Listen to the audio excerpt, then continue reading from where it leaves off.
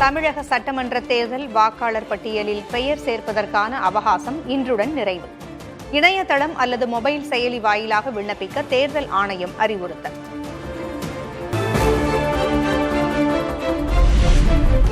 (2026) தேர்தல் பரப்புரையை திருவாரூரில் தொடங்க திமுக தலைவரும் முதல்வருமான ஸ்டாலின் திட்டம். ஏப்ரல் 2 தொடங்கி 21 தேதி வரை தொடர் பரப்புரையில் ஈடுபட உள்ளதாக கூறப்படுகிறது.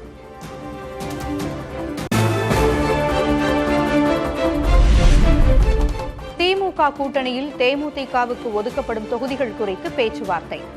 10 தொகுதிகளும் எவை என்பது இன்றே கையெழுத்தாக வாய்ப்பு.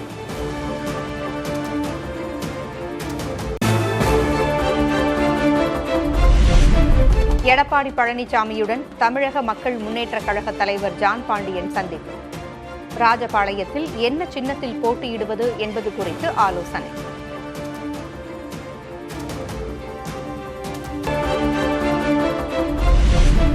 தமிழகத்தில் போட்டியிடவுள்ள பாஜக வேட்பாளர்கள் யார் யார்? பாஜக தேசிய அமைப்பு பொதுச் செயலர் BL சந்தோஷ் தலைமையில் ஆலோசனை.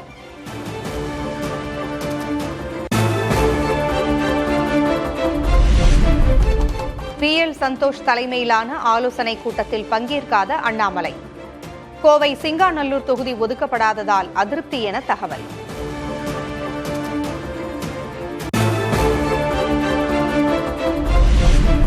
பாஜக மாநில தலைவர் நைனா நாகேந்திரன் விருதுநகர் மாவட்டம் சாத்தூரில் போட்டியிட உள்ளதாக தகவல். கோவை வடக்கு தொகுதியில் களம் இறங்க வானதி சீனிவாசன் திட்டம்.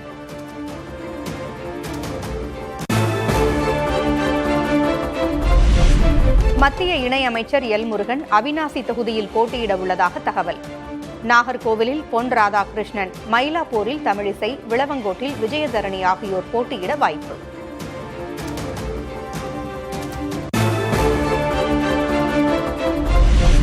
அம்பத்தூர், கீழ்வேளூர், செஞ்சி தொகுதிகளில் போட்டியிடும் பாமக வேட்பாளர் பட்டியல் வெளியீடு. மீதமுள்ள 15 தொகுதிகளுக்கான வேட்பாளர் பட்டியல் விரைவில் வெளியிடப்படும் என அன்புமணி அறிவிப்பு.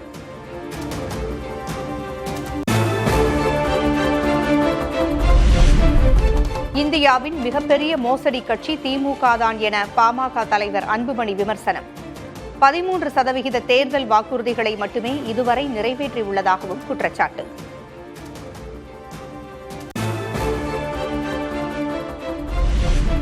நாளை தவேக வேட்பாளர்களை அறிமுகப்படுத்துகிறார் விஜய்.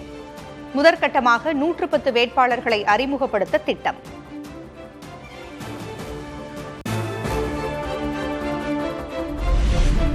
தவேக தலைவர் விஜய் நாளை மறுநாள் 5 தொகுதிகளில் பரப்புரை செய்ய திட்டமிட்டிருப்பதாக தகவல். ஒரே நாளில் பெரம்பூர், கொளத்தூர், வில்லிவாக்கம், அண்ணாநகர் மற்றும் விருகம்பாக்கத்தில் பரப்புரை செய்ய திட்டம்.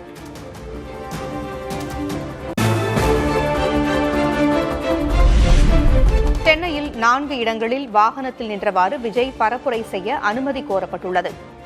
ஆலோசித்து உரிய வழிகாட்டுதலுடன் அனுமதி வழங்கப்படும் என குமரகுருபரன் தகவல்.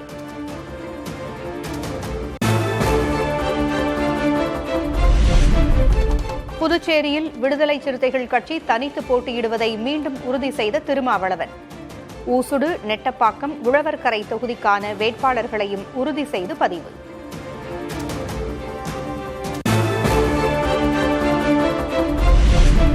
புதுச்சேரியில் காங்கிரசின் அணுகுமுறை கூட்டணி வெற்றியையே கேள்விக்குறியாக்குவதாக திருமாவளவன் ஆதங்கம். உழவர்கரை தொகுதியை விசிகவிற்கு ஒதுக்கிய பிறகும் காங்கிரஸ் வேட்பாளர் மனுவை திரும்ப பெறாததற்கு அதிருப்தி.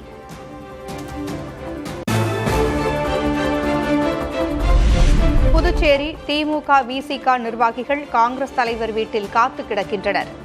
வேறு வழி இல்லாததால் 3 தொகுதிகளில் போட்டியிடுவதாக அறிவித்திருப்பதாக புதிய தலைமுறைக்கு திருமாவளவன் பிரத்யேக பேட்டி. புதுச்சேரி காங்கிரஸ் தலைவருடைய இல்லத்தில் தான் திமுக தலைவர்கள் காத்து கிடக்கிறார்கள். விடுதலை சிறுத்தைகளின் பொறுப்பாளர்களும் காத்து கிடக்கிறார்கள். இந்த நிமிடம் வரையில் காங்கிரஸ் திமுகவோடும் பேச தயாராக இல்லை, விடுதலை சிறுத்தைகள் கட்சியோடும் பேச தயாராக இல்லை. ஆகவே கடைசி நொடியில் வேறு வழி இல்லாமல் நாங்கள் 3 தொகுதிகளிலும் எங்கள் வேட்பாளர்களை இப்போது அறிவித்திருக்கிறோம். புதுச்சேரியில் ஒரே கூட்டணியில் உள்ள திமுக காங்கிரஸ் 6 தொகுதிகளில் நேரடியாக மோதும் சூழல். தொகுதி பங்கீட்டிற்கு முன் வேட்புமனு தாக்கல் செய்யப்பட்ட நிலையில் சிலர் வாபஸ் பெற மறுப்பதால் புதிய குழப்பம்.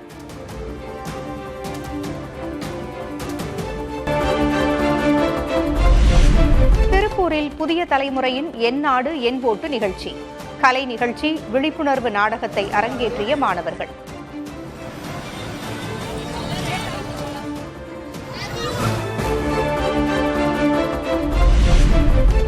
சேலத்தில் களை கட்டிய புதிய தலைமுறையின் ஜனநாயக திருவிழா, பரதநாட்டியம் மற்றும் சிலம்பாட்டத்தோடு தேர்தல் விழிப்புணர்வு நாடகமும் அரங்கேற்றம்.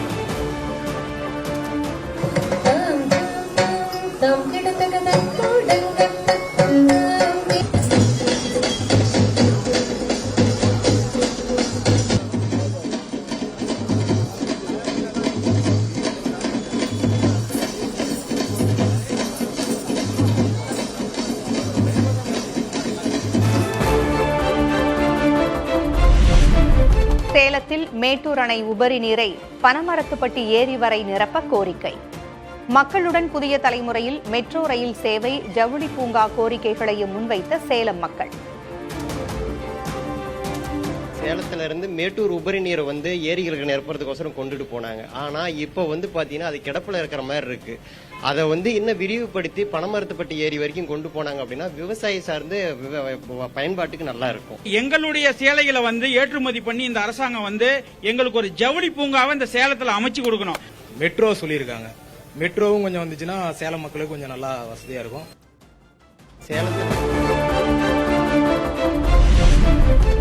அங்கீகரிக்கப்பட்ட கட்சியான விசிகாவை விட அங்கீகரிக்கப்படாத கட்சிக்கு அதிக தொகுதி ஒதுக்கியுள்ளது திமுக.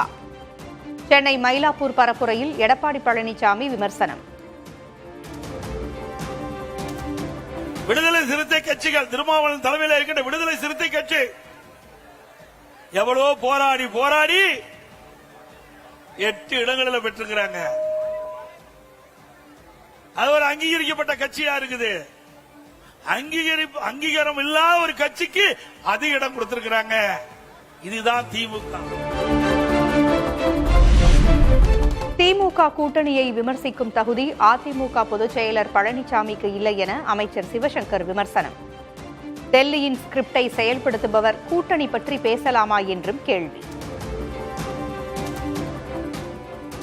அவருடைய கூட்டணியில் இருக்கிறவர்கள், கூட்டணிக்கு தலைமை பாஜக, கூட்டணியில் முடிவெடுப்பவர் அமித்ஷா என்பதை வெளிப்படையாக தெரிவித்திருக்கிற நேரத்தில் அவர் திராவிட முன்னேற்ற கழகத்தில் இருக்கின்ற கூட்டணி கட்சி தலைவர்களை அடிமை கட்சிகள் என்று பேசுவது தேவையற்ற செயல். அமித்ஷா கொடுக்கின்ற ஸ்கிரிப்டை மாற்றி கூட படிக்காமல் அப்படியே படிக்கிறார். அவருடைய ஒவ்வொரு அறிவிப்பிற்கு பின்னால் அமித்ஷா தான் இருக்கிறார்.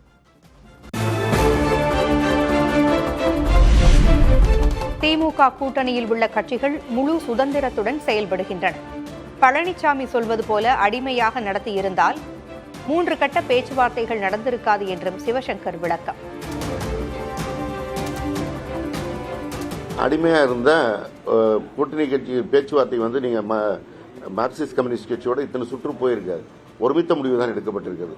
எனவே இது சுதந்திரமாக செயல்படுகின்ற கூட்டணியாக இந்த கூட்டணி இருக்கிறது.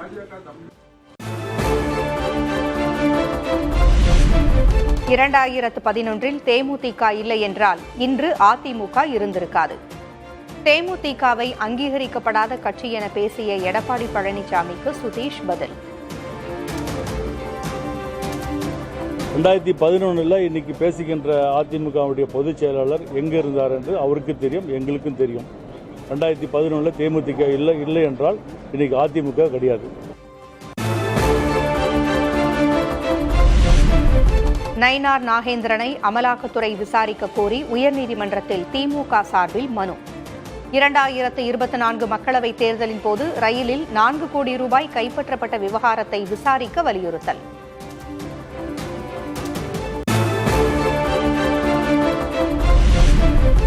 வணிக சிலிண்டர் தட்டுப்பாட்டால் மேலும் பல உணவகங்கள் மூடப்படும் சூழல்.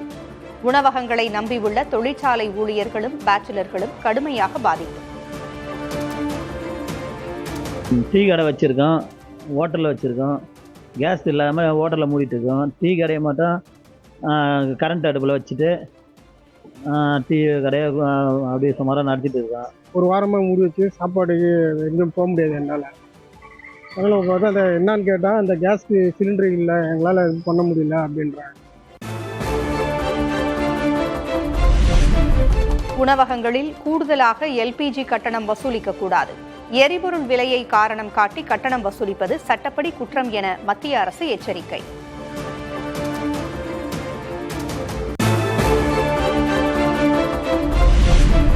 காஞ்சிபுரம் ஊத்துக்காடு பகுதியில் உள்ள கேஸ் குடோன் முன்பு காத்திருக்கும் மக்கள். பதிவு செய்து நீண்ட நாட்களாகியும் சிலிண்டர் வரவில்லை என்றும் குற்றச்சாட்டு.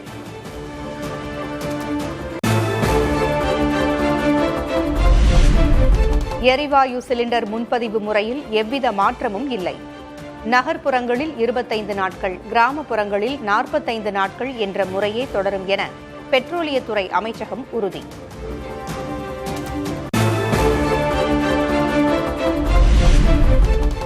இணைப்புள்ள இடங்களில் குழாய் வழி இயற்கை எரிவாயுக்கு மாற 90 நாட்கள் கெடு விதித்துள்ள மத்திய அரசு. பிஎன்ஜி இணைப்பிற்கு மாற மறுத்தால் சிலிண்டர் விநியோகம் நிறுத்தப்படும் என்றும் எச்சரிக்கை.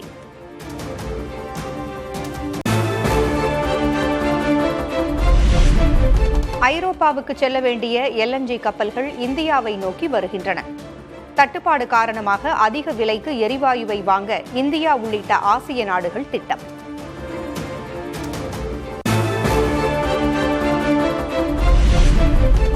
ஹோர்முஸ் நீரிணையில் இந்தியா, சீனா, ரஷ்யா, பாகிஸ்தான், ஈராக் ஆகிய 5 நட்பு நாட்டு கப்பல்கள் மட்டும் அனுமதிக்கப்படுவதாக ஈரான் விளக்கம்.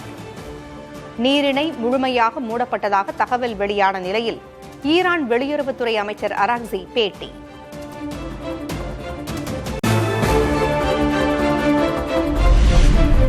அமெரிக்காவின் விமானம் தாங்கி கப்பலான ஆப்ரஹாம் லிங்கன் மீது ஈரான் தாக்குதல்.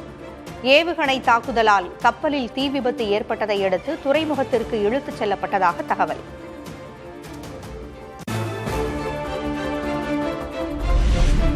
அமெரிக்கா, இஸ்ரேல் மற்றும் ஈரான் போரை முடிவுக்கு கொண்டுவர இதுவே சரியான தருணம். மோதலில் நேரடியாக பங்கேற்காத நாடுகளின் மீதான தாக்குதல்களை ஈரான் நிறுத்த வேண்டும் என ஐநா பொதுச் செயலர் வலியுறுத்தல்.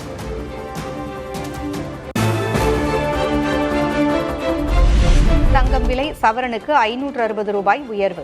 சென்னையில் கடந்த 3 நாட்களில் தங்கம் சவரனுக்கு 5360 ரூபாய் அதிகரிப்பு.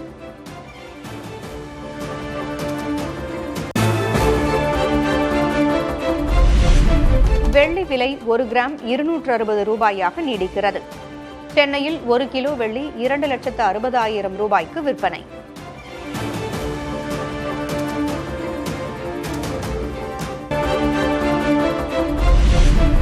திமுக ஆட்சியில் ஒரு துறை செயலரை பார்க்க மாதக்கணக்கில் காத்து கிடக்கும் நிலை. அமைச்சர்களுக்கே அப்பாயின்மெண்ட் கிடைப்பதில்லை என தமிழக வாழ்வுரிமை கட்சி தலைவர் வேல்முருகன் விமர்சனம். ஒரு துறையினுடைய செயலாளரை பார்ப்பதற்கு பல அமைச்சர்கள் வரிசை கட்டி காத்து கிடக்கிறாங்க மாத கணக்கில். ஒரு அதிகாரமிக்க பொறுப்பில் இருக்கிற ஒருவரை பார்ப்பதற்கு சில ஆண்டுகளாக அந்த அமைச்சர்களுக்கு அப்பாயின்மெண்டே இல்லை. உங்களுக்கு தெரியுமா அந்த உண்மை? நான் சொல்லட்டுமா ஆதாரப்பூர்வமா?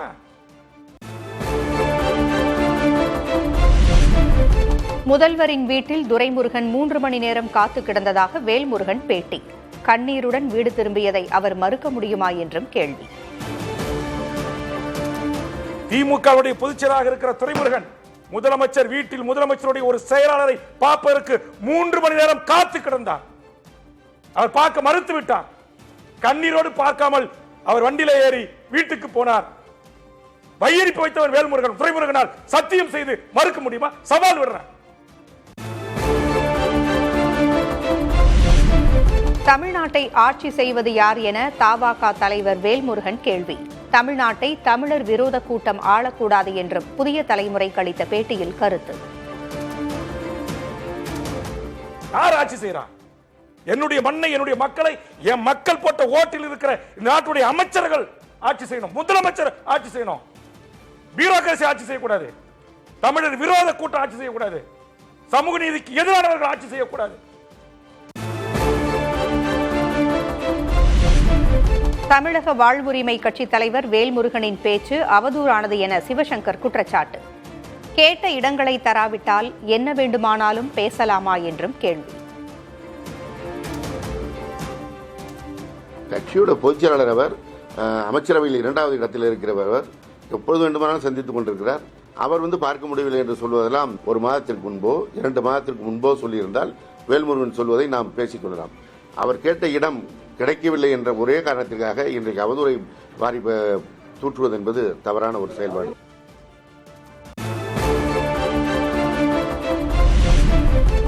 ஒரத்தநாடு அருகே தமிழக வெற்றிக் கழகம் நடத்திய விழாவில் நடனமாடிய அரசு பள்ளி தலைமை ஆசிரியை பணியிடை நீக்கம். அரசு ஊழியர்களுக்கான நன்னடத்தை விதிகளை மீறியதாக கல்வித்துறை அதிகாரிகள் நடவடிக்கை.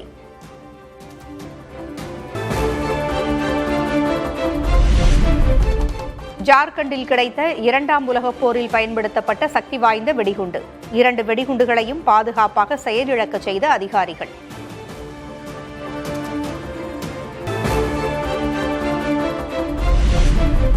ஆந்திராவின் பிரகாசம் மாவட்டத்தில் லாரி மோதியதால் தீப்பிடித்து எரிந்த பேருந்து. 14 பேர் உயிரிழப்பு, 20க்கும் மேற்பட்டோர் படுகாயம்.